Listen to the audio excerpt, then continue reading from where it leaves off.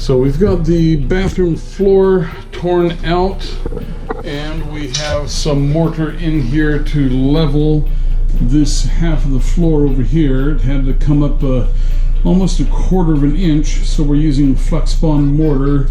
It's got fiber in it, and then tomorrow morning this will be set, and what we're going to do is we're going to take some more flex bond and we're going to go over the entire floor with it and lay 1/2 inch hardy backer, and the hardy backer will cover the hole here and the hole there. It'll go around the well, actually what we'll do is we will unscrew that toilet flange and lift it up, and then we should be able to slide the hardy backer under there because there's nothing holding this from coming up.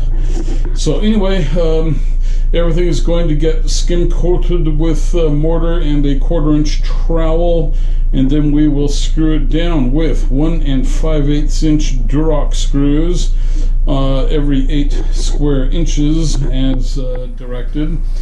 Then we'll go pick up the tub, which is a Kohler K876. I don't remember the name of it, but it is a deeper tub and cast iron, so we're going to have to get a couple of extra helper people to move the tub in. But yeah, it's looking good. We got everything out of here. The hardy backer will just go up against the base of the cabinets, tile up to the base of the cabinets, and then we put cord around over that. When we come to the door jambs, we get our multi-tool and undercut the door jambs so that we can slip the hardy backer and tile under there. And you see the straight line edge here. That's where the seam for the old floor was, and that's where it will transition from tile in the bathroom to life-proof snap lock flooring, a 100% waterproof vinyl type flooring. So we've got a pretty good setup going here. We also need to, before the tub goes in, we're putting in a new faucet here.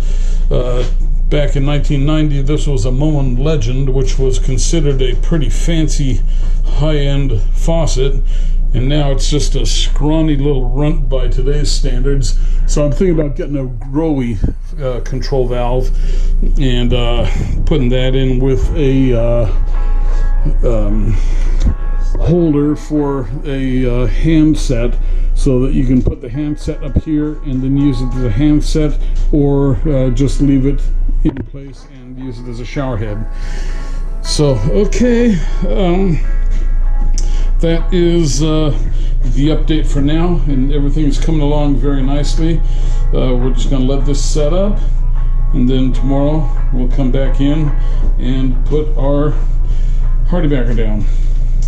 Okay, so stay tuned for tomorrow's exciting episode of putting in the hardy backer, and we might even put the tub in too. All right.